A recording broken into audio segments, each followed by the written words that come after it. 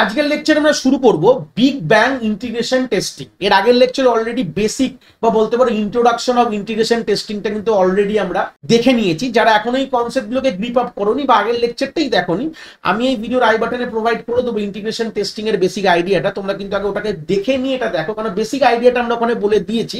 তো বেসিক কি ব্যাপার না ব্যাপারগুলো ওখানে ক্লিয়ার হয়ে গেছে। তার আগে আমরা ইউনিট টেস্টিং আমাদের কমপ্লিট হয়ে গেছে। তো মোটামুটি টেস্টিং এর সিরিজ কিন্তু আমাদের অলরেডি চলে এসেছে আমাদের প্লেলিস্টে। যারা এখনো দেখোনি বা সিকোয়েন্সিয়ালি গ্রিপ আপ করতে চাইছো ব্যাপারটাকে, আমি এই ভিডিওর আই বাটনে এই সফটওয়্যার ইঞ্জিনিয়ারিং এর প্লেলিস্টটা প্রোভাইড করে দেবো, তোমরা সিকোয়েন্সিয়ালি ব্যাপারটা কিন্তু দেখতে পারো। তো প্রথমে কি বলছে বিগ ব্যাং টেস্টিং এর ডেফিনেশনে প্রথমে যাই। অলরেডি এর আগের লেকচারে বেসিক আইডিয়াটা দিয়েছিলাম, বাট এখন ডাইরেক্ট আমরা ডেফিনেশনে গিয়ে তারপরে কনসেপ্টটা বুঝবো। কি বলছে definition? Big bang integration testing is a type of integration testing where all modules of a software system are integrated simultaneously and then tested as a complete unit. তাহলে ব্যাপারটা কি বলছে ভালো করে আমি এবার ছবিটাই রেখেছি বলেই বোঝাবো। ধরে নাও এটা তোমাদের একটা মডিউল এ আছে, মডিউল বি আছে, module C, module D, module E আর মডিউল এফ। এরা নিজেদের মধ্যে কিন্তু এরা unit, this are all complete unit বলতে পারো বা একটা ইন্ডিভিজুয়াল ইউনিট বলতে পারো। তারা কিন্তু প্রথমে ইউনিট টেস্টিং এর ফেজ কমপ্লিট করে ফেলেছে, হয়ে গেছে, ইউনিট টেস্টিং কমপ্লিট হয়ে গেছে। এইবার এই মডিউলগুলোকে, যতগুলো মডিউল আমাদের সিস্টেমে ছিল, মানে একটা সিস্টেম তৈরি করার জন্য ধরে না 5টা মডিউল লেগেছিল, এটাকে প্রথমে আগে একগ্রতা করে এক জায়গায় নিয়ে আসো, তারপর এটাকে ওপর টেস্টিংটা করো। তাহলে কি বললাম? তাহলে এখানে যতগুলো মডিউল ছিল সেটাকে সবগুলোকে একসাথে এক জায়গায় ইন্টিগ্রেট করে নিয়ে আসো, ঠিক আছে? সাইমালটেনিয়াসলি কথাটা বলেছে না, ইন্টিগ্রেট সাইমালটেনিয়াসলি, এই কথাটার মানে হচ্ছে একসাথে এক জায়গায় তোমরা নিয়ে আসো, নিয়ে আসার পর তোমরা এটাকে টেস্টিংটা যদি করো তখন তাকে বলা হয় big bang approach of integration testing বলা হয়। Unlike incremental approach, testing start only after all the module have been developed and combined. এবার গল্পটা কি, আমরা ইনক্রিমেন্টাল অ্যাপ্রোচের ব্যাপারে কথা বলবো না এখন, এখানে একটা পার্ট রেখেছে আনলাইক, মানে ইনক্রিমেন্টাল অ্যাপ্রোচের মতো না বলেছে। দেখো গল্পটা আমরা যখন শুরু করতে চাইছি, দেখো এই সবগুলো আগে কিন্তু ইউনিটগুলো যদি আমাদের তৈরি না হয় তাহলে আমরা সবগুলোকে এক জায়গায় নিয়ে যেতে পারছি না। আর এক জায়গায় না নিয়ে যেতে পারলে তাহলে কিন্তু আমাদের টেস্টিংটাও কিন্তু শুরু হবে না।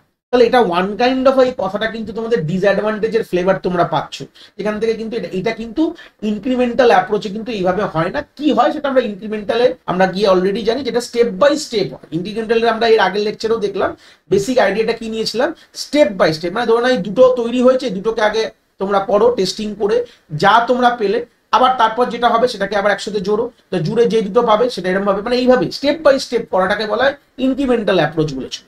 বাট বিগ ব্যাং কি বলছে, সবগুলোকে একসাথে আগে ইন্টিগ্রেট হোক, তারপর আমরা টেস্টিং শুরু করবো। তো এখানে সময়ের কিন্তু অনেকটাও কিন্তু সাপেক্ষ অনেক বেশি, কেন কি সব মডিউল না শুরু হলে, মানে না কমপ্লিট হলে আমরা কিন্তু শুরু করবো না। এর অনেক ডিসঅ্যাডভান্টেজ আছে, এর বিগ ব্যাং অ্যাপ্রোচের প্রচুর ডিসঅ্যাডভান্টেজ আছে, না হলে ডিসঅ্যাডভান্টেজ নেই, মানে অ্যাডভান্টেজের থেকে ডিসঅ্যাডভান্টেজ অনেক বেশি তোমরা দেখবে।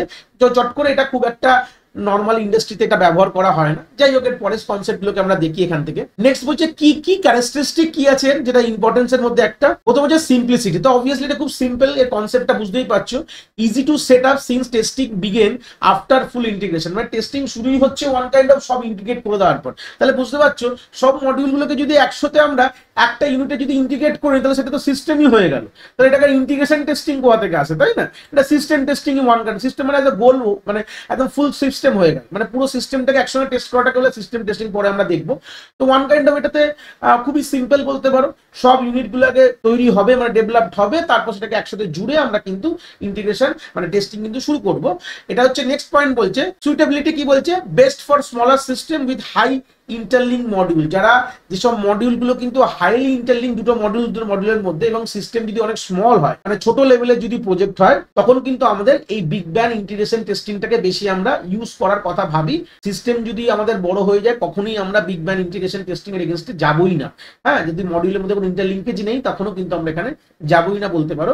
এফিসিয়েন্সির কথা কি বলছে?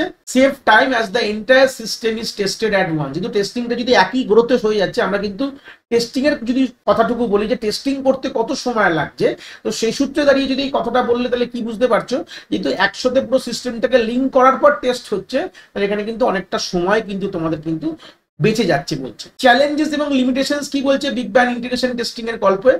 Issue detection and resolution, difficult to isolate and fix bug due to complete integration. এবার গল্পটা ভাবো, তোমার কাছে এরকম ব্যাপার একটা ছিল যে দুটো ধরে নাও এরকম মডিউল ছিল, এই মডিউলটা ধরে নাও একটা সিস্টেমে দুটো মডিউল, দুটোকে জুড়ে তুমি এক জায়গায় করে নিয়েছো। এবার যখন এইটাকে যখন তুমি টেস্ট করছো তখন তোমার কোনো একটা জায়গায় সমস্যায় পাচ্ছ।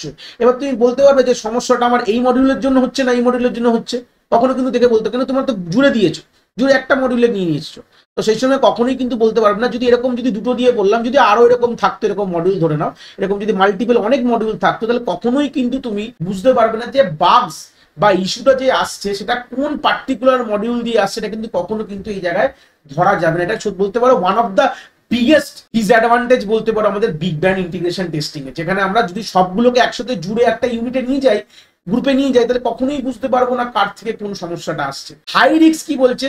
Major defect May only be detect letter leading to delay. তো অবভিয়াসলি তো যখন জুড়ে দিলাম, জুড়ে দেওয়ার পর টেস্ট করতে গিয়ে আমরা পরবর্তীকালে অনেক এরার পাবো, তাতে কিন্তু আবার ঠিক করতে গিয়ে অনেক সময় কিন্তু আমাদের নষ্ট হবে। দেখবেন বলছে হাই রিস্কও হতে পারে এবং ডিলেও হতে পারে। হাই রিসোর্স ইউটিলাইজেশন, তো অবভিয়াসলি একটা রিসোর্স তো লাগবে পরবর্তীকালে, এখানে কিছু টেস্ট করে আবার ঠিক করতে হয়, সেখানে তো অবভিয়াসলি একটা রিসোর্স তো লাগছেই। দেখো require significant time and effort for debugging, তো অবভিয়াসলি এবার যখন তুমি ভাবো এতগুলো মডিউল আমার ছিল, জুড়ে জুড়ে দেওয়ার পর এই জায়গায় একটা কমপ্লিট মডিউল হলো, ধরো না ইউনিট হলো, এটাকে যখন টেস্ট করে ভুল পেলে, তাহলে এবার যে ডিবাগ করবো যে কোথা থেকে ভুলটা আসে, সেটা তো সময় তো লাগবেই। যে কোন মডিউল থেকে ভুলটা আসছে এটা যদি তোমাকে দেখতে হয়, খুঁজে বার করতে হয়, সময় তো তোমার লাগবে। তো সেখানে বলতে পারো আমাদের এখানে হাই রিসোর্স কিন্তু পরবর্তীকালে ইউটিলাইজ হওয়ার কিন্তু সম্ভাবনা রয়েছে আমাদের বিগ ব্যাং ইন্টিগ্রেশন টেস্টিং এর। তারপরের পয়েন্ট বলছে not suitable for large system, তো অবভিয়াসলি এটা স্মল, প্রথমেই বলেছিলাম স্মল সিস্টেমের জন্য এটা কিন্তু খুব কার্যকলাপ, দেখো বোল্ড করে লেখা রয়েছে, দেখো ইম্পর্টেন্ট পয়েন্টগুলোকে আমি বোল্ড করে দিয়েছি, তোমরা দেখলেই এখান থেকে চট করে জিনিসটা চোখে তোমাদের পড়ে যাবে, আর এটা তোমরা বুঝতে পারছো। তো অবভিয়াসলি লার্জ সিস্টেমের জন্য কখনোই এটা সুইটেবল না। In large application debugging is complex when all module are tested together, তো অবভিয়াসলি যদি আমাদের সফটওয়্যার অনেক বড় হয়, হিউজ লেভেল অফ সফটওয়্যার, সেখানে তুই ভাবো সবগুলো মডিউলকে একসাথে করে দিয়েছি, ভুল হয়েছে, কোথা থেকে হয়েছে, এটা অনেক কমপ্লেক্স, ঘেটে যাবে জিনিসটাকে।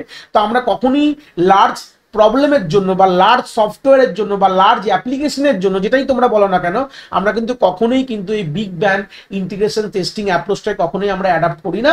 আমরা ইনক্রিমেন্টাল যেটা আমাদের ইন্টিগ্রেশন টেস্টিং আছে সেটাকে আমরা অ্যাডাপ্ট করে চলি। কিছু এক্সাম্পল সিনারিওস আমাদের এখানে রয়েছে বিগ ব্যাং ইন্টিগ্রেশন টেস্টিং এর রেসপেক্টে। কি এক্সাম্পল সিনারিও দেখো? Imagine a online banking system with module like logging, account balance, fund transfer and transaction history. ধরে নাও একটা অনলাইন ব্যাংকিং সিস্টেম, ধরে নাও একটা বানাচ্ছে এটা সফটওয়্যার, যার মধ্যে কি কি মডিউলস রাখা রয়েছে, ধরো লগ ইন বলে একটা রয়েছে, একটা মডিউল রয়েছে, অ্যাকাউন্ট ব্যালেন্স চেক করে একটা মডিউল রয়েছে, ফান্ড ট্রান্সফার করে এবং ট্রানজেকশন হিস্ট্রি চেক করে, চারটে এরকম মডিউলের সফটওয়্যারটার মধ্যে রয়েছে।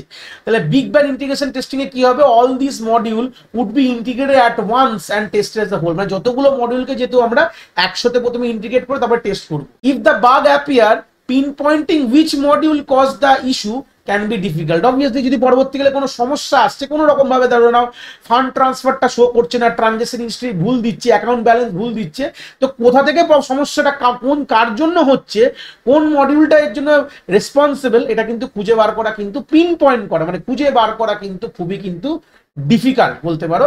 তো অল্টারনেটিং অ্যাপ্রোচ তো আমরা জানি, যেটা instead of big bang testing, incremental integration testing, যার মধ্যে টপ আপ আছে, এই টপ ডাউন আছে, বটম আপ আছে এবং স্যান্ডউইচ, এই তিনটে আমরা পরবর্তীকালে একটা লেকচারে আমরা ক্লিয়ার করবো কনসেপ্টগুলো, এইগুলোকে ব্যবহার করা খুবই ভালো।